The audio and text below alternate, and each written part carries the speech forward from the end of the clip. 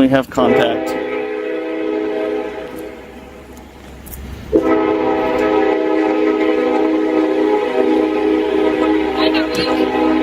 Not too bad. Yourself? Pretty good. What's going on with you? Just out taking some pictures. Okay, do you mind telling me? Actually, I'm kind of on a time schedule. Okay, I need to talk to you, so you need to stop and talk to me. Am I being detained? I want to stop and talk to you. I appreciate that.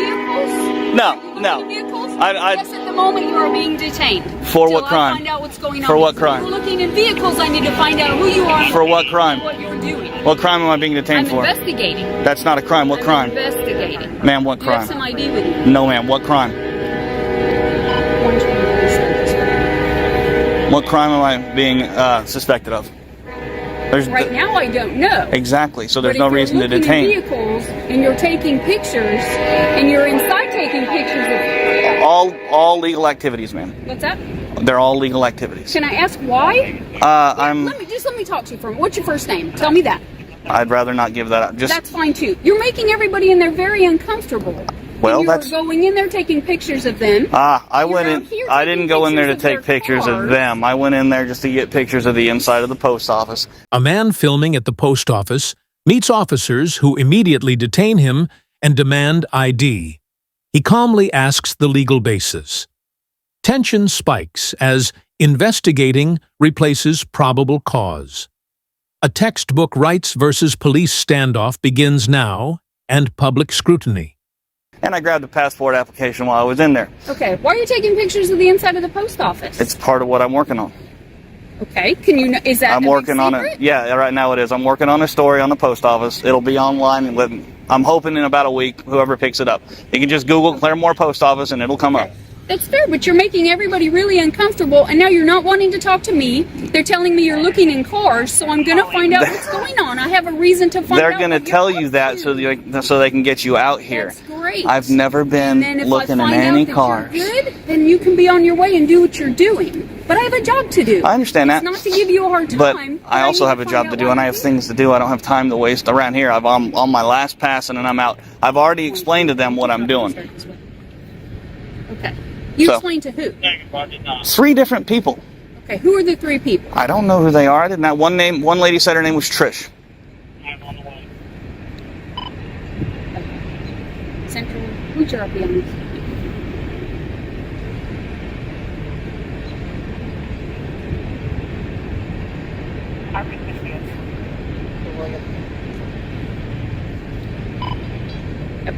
It's the post office calling. They have an issue with you. I understand that, but I don't. Reason to be here. I don't care about their issue. This is a First Amendment protected activity. If they're uneasy, I'm sorry. I told them what I was doing. Okay. It doesn't get any simpler. When you walk away from me, you don't want to talk to me. I'm here for a valid reason. I'm here for a legal reason. I'm not trying to be. Talk to me. I know. I'm not trying to be rude, but I don't have to talk to you, ma'am, and I don't want to. I have no, ma'am. I don't. For a complaint, and you were in there, and they called me. Were you the one that was in there? Yes, I went inside. That doesn't matter. It's a public place. It's perfectly legal. Officers claim he's looking in cars, and alarmed witnesses elevate suspicion. He insists photographing interior and public space is lawful. Detention is justified vaguely. The man repeatedly asks what crime he's accused of, forcing officers to confront evidentiary gaps directly. And so you're okay with the fact that you made everybody very uncomfortable? Yeah, actually I am, because I told them there's nothing nefarious going on. It doesn't matter. Okay. Now how am I supposed to know that? Now just look at it from my point of view. I'm out here. I get a call about a guy, and it's okay that you're recording. That's fine. That happens to us all the time. I'm recording too, so we're good to go. All right. Okay? But I get a call about a guy who's in the post office taking pictures, who's out in the parking lot taking pictures, and is looking in cars. Well, so that's hearsay. I was not looking in any vehicles. Okay. I wasn't even close enough to look in any vehicles. I know that when I get here, you walk away from me. You don't want to talk to me. No. You don't want to tell me who you are. Makes me very suspicious of you. Okay. Well, I'm sorry. Okay. I need to see some ID from you. No, ma'am. This is not a stop and ID state. Am I free to go? No, you are not. I told you I'm detaining you until I find out what's going on here. Okay, but you didn't tell me what crime. What crime do you suspect me of?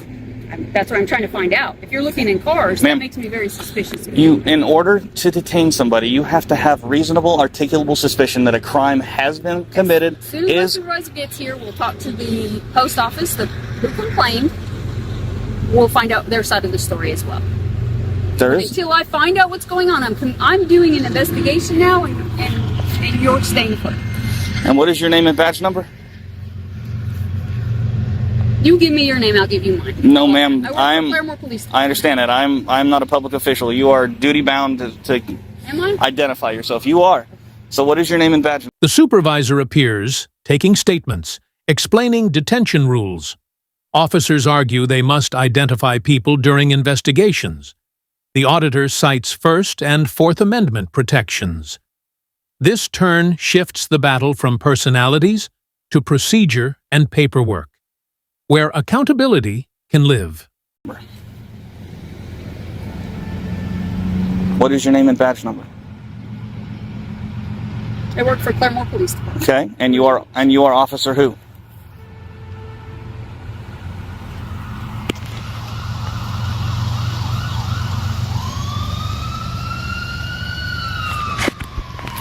Okay, if you're not going to identify yourself to me, then what? Then you're not going to detain me, and I'm going to be on my way because you're not an officer in my eyes. I'm on the north side of the post office. So, what is your name and badge number?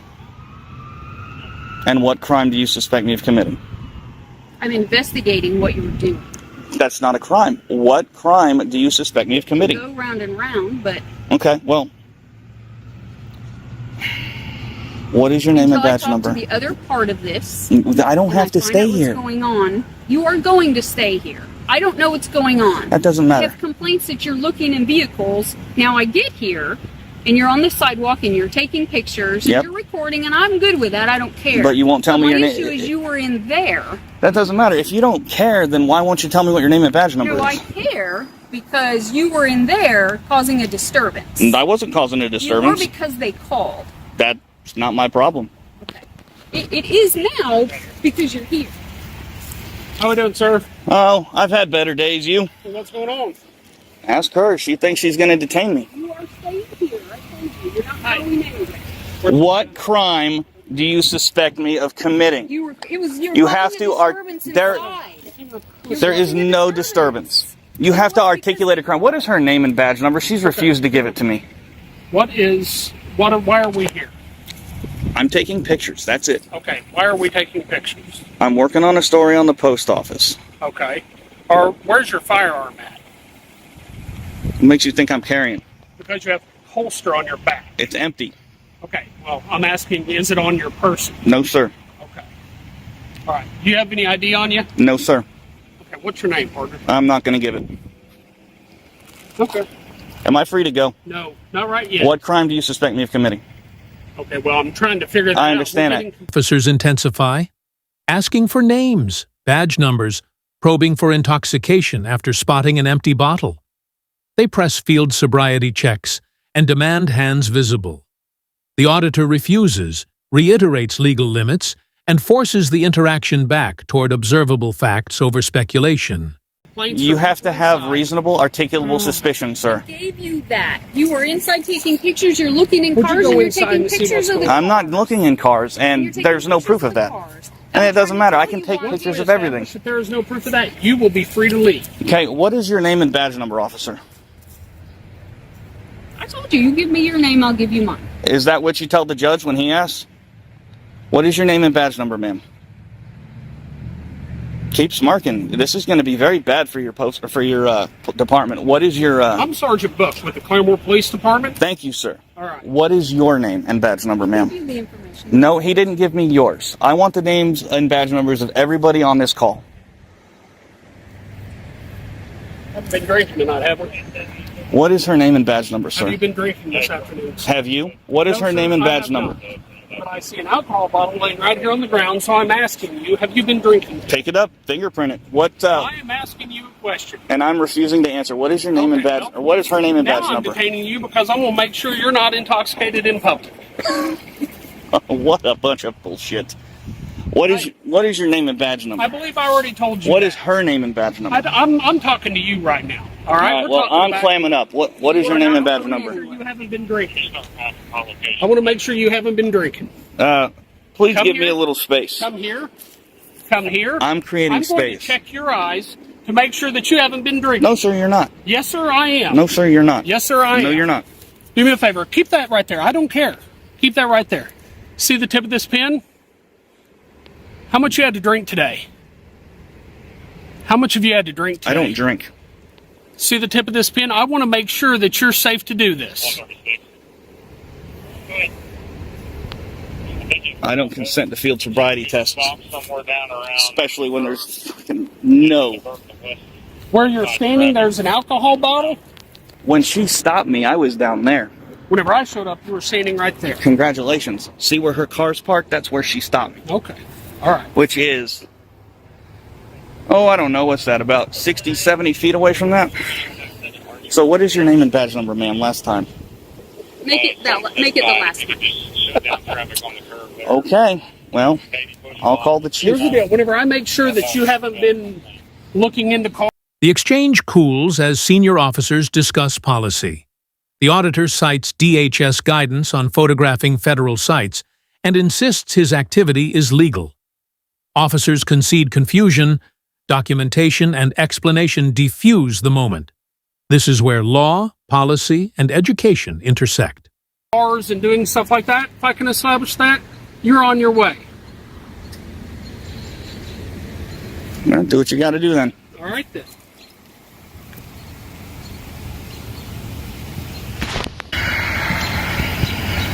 Do me a favor, sir. Don't put your hands in your pockets, okay?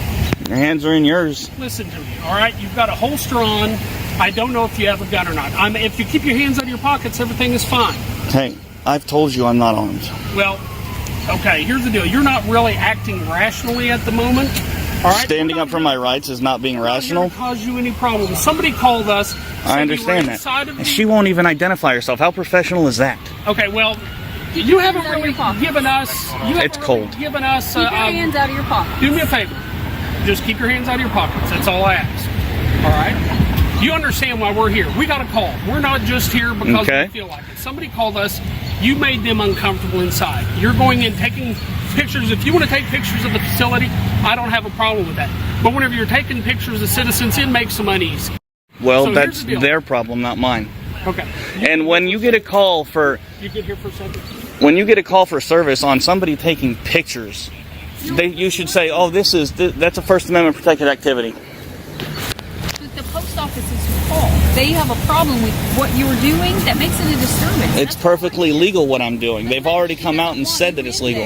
Doing that. Well, that's why we're here. It's her problem, not mine. We were busy and have other things to do, so I'm not here to harass you or give you a hard time. But you're not acting right. I'm acting just fine. From the beginning. Because I don't want to talk to the police? That's not acting right? Oh, you walk away from the police. Right, because I don't want to talk to you because you drum up stupid shit like, have you been drinking because there's an empty bottle on the ground? Come on. Am I free to go? Are they done now? Not yet. What is your name and badge number, sir? You have the sergeant's. Sherman 144. Thank you, sir. Well, that's 2 out of 3 that have been professional. Thank you. So you said you're doing a story on the post office? Yes, sir. What kind of story are you doing on the post office? You can see it online in a few days. Can you tell me what it's about, or like? Well, now it's going to be about the First Amendment in the post office because they're obviously not trained. Because they have documentation from their higher-ups that was released. Let's see, first is Poster 7, I believe, and then there is a memo that came out 8 years ago. So I think they've had enough time. As far as what? I guess, what memo? Right, I understand. It's public photography. Basically, the Department of Homeland Security in 2010 came out with a letter. Yeah. Came out with a memo that said it was perfectly legal to record any federal installation, any federal property. That's it. I mean, that's it. I haven't bothered anybody. I went inside. I got a passport application. Said thank you and see you later. Just taking pictures. That's it, man. Has anybody said that recording was a crime here? Yeah, the lady who came out and talked to me said that you can't record federal property, but she's misinformed. Yes, okay. Yeah, she's misinformed. And I actually told her, I was like, call the police if that's what you feel like you want to do, and they'll educate you. I didn't think it was going to be this, because obviously there's a few officers here that aren't educated on this. Okay. So what else are you trying to? What stories else are you doing? A lot of it has to do with First Amendment stuff and government accountability. So you've been to the jail, courthouse, yep, police station out here. Yes, sir. Where else are you gonna go? Actually, I'm done after this. Done after this? Yeah. Have a good day. All right.